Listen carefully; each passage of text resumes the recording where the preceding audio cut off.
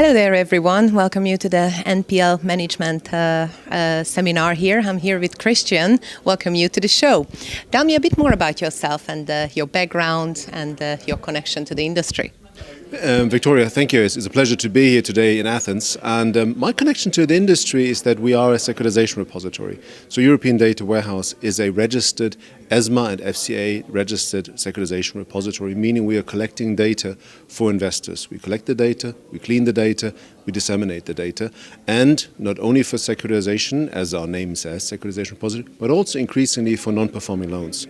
Not only NPL securitization, but increasingly private portfolios, portfolios that are being sold by banks to NPL investors and that use the infrastructure of a securitization repository like European Data Warehouse for the purpose of data cleansing, data repository service, but also data quality checks, because the investors by now are used to a very high data quality that is now the standard in the securitization world because of the efforts that European Data Warehouse and especially the Eurosystem has put in for the last 10 years.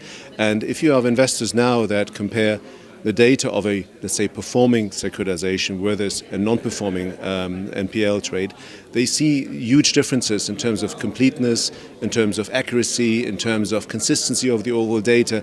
And a lot of the data that is now being exchanged between NPL sellers and buyers is not up to par, where if you are investing in securitization these days, which are by now the most transparent and bestly documented financial instruments on the planet. And I think that's where kind of the market specifically is trying to catch up, and where investors simply say, okay, we are used to a certain level of disclosure, we like to see the same level of disclosure, and where issuers and sellers also say, okay, this is best practice for our performing deals, so we should strive to have the same best practice also for our non-performing portfolios. And this is why we're here today, and it's a pleasure actually kind of to have some very insightful chats with panelists here as well as other participants. Amazing. Tell me a bit more about who is your typical client? The typical client is both. On the one side, we have issuing banks and issuers, but also services now that upload portfolios to our platform. And on the other side, we have the investors who download the information, but increasingly also regulators, central banks, rating agencies, but also consultants, etc., who are using the data to learn from it, to find interesting insights in the data.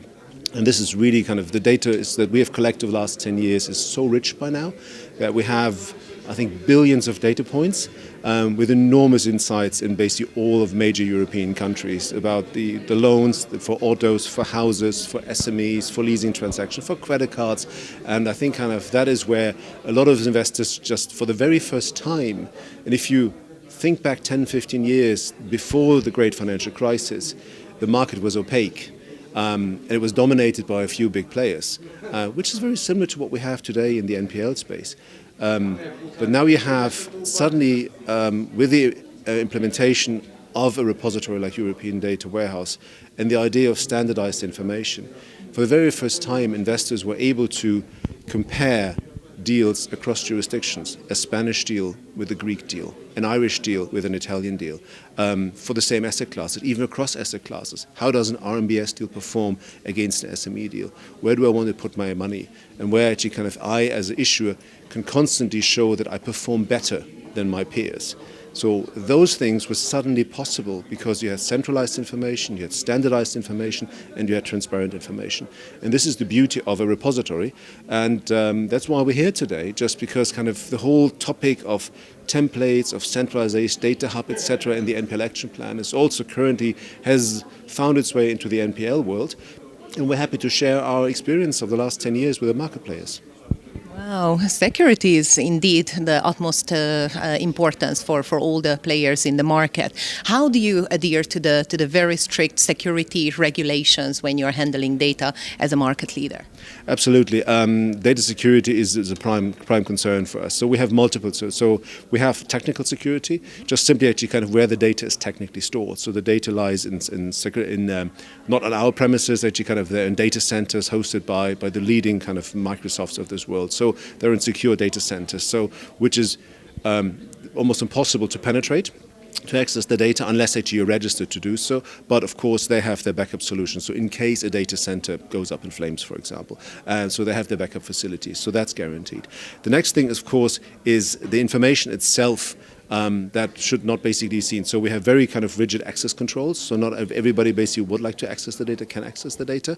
That thing. And the next level of data security is that only information that is GDPR compliant, for example, because we're talking about private data and private information, only information that is GDPR compliant will actually be collected by the issuers, by the services, and shared with investors via a repository. So there are multiple levels of security that we have built into the system to prevent that unauthorized access happens, that data is lost due to mechanical or whatever issues, but also that data that is not meant to be collected and to be distributed is not collected in the first place. You explained a bit about the current situation in the market as of today, but how do you see the whole industry moving forward? How do you see the future in 5 years, for example? I think kind of what we definitely kind of we're going to see. I mean, for the securitization level, we have now the securitization regulation, we have the NPL securitization, so we have a pretty clear framework for what is expected in terms of disclosure, in terms of transparency. Not everything is perfect, but I think there is a revision process, and just kind of the last bits are being ironed out as we speak.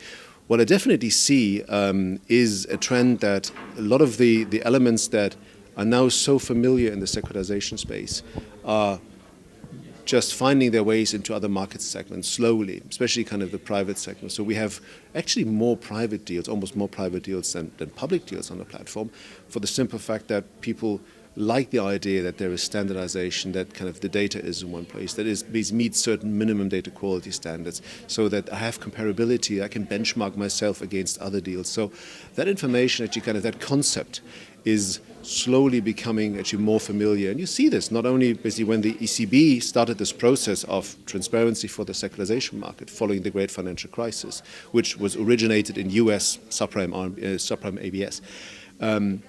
What you see is that concept is being picked up by other initiatives. If you have, for example, of course, the EBA with its data templates, which basically follows very, very closely to what ESMA and the ECB have done in terms of loan level disclosure.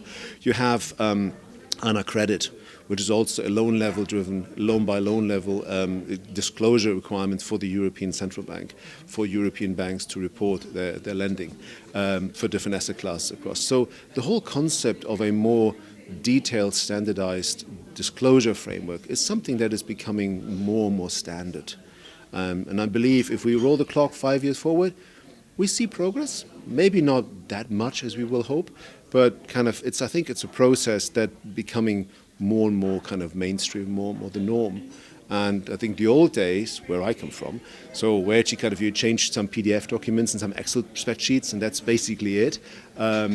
I think those days are gone. So because also we heard today just at this conference the importance of data and data analytics, and just to run your models and to leverage that technology, you need clean data. So you cannot just have a bunch of PDF documents and some Excel spreadsheets. Everything needs to consolidate, it's standardized, centralized, and of a certain quality for any meaningful analysis, just to show, okay, what's happening. And it is very insightful what you see. Kind of just to give you an anecdote, if you look at basically we're now in late 2022, so we just see that the recession might looming. We don't know exactly, but it hasn't materialized yet in wide delinquencies and arrears. But for example, we just recently in the summer, we took analysis of 5 million credit cards in the UK, and the number of people maxing out their credit cards has doubled in the second quarter. Still very low, about 1%. But you see that something is happening. Kind of, it's like a distant kind of rumble or thunder that you hear. You know, basically, kind of a thunderstorm is coming. But this is something kind of that the data will give you that insight. And I think that's where I think it really actually kind of turns, just to have the data and the insight really turns into something that is material, that actually kind of lead to business. And so I doubt that the market will neglect that opportunity for very long. So eventually people will just jump on the opportunity and say, kind of, why don't we have that information? And I think that's where we can just share some of our experience from the lessons that we've learned and the mistakes we've made. We made a lot of mistakes in the last 10 years. Yeah, that's why we're here today. And I really enjoy having the folks around here and just sharing some of my anecdotes. And we like having you here, of course. How do we reach you? How do we find you? Oh, just I'm in Frankfurt. We're basically kind of on the other side of the river. If you know where the ECB tower is, just on the other side of the river, that's where we are. Otherwise, www.eurodw.eu, that's our website, and you find all the details. Amazing. Thank you very much for your insight. Thank you very much for everyone who was watching us.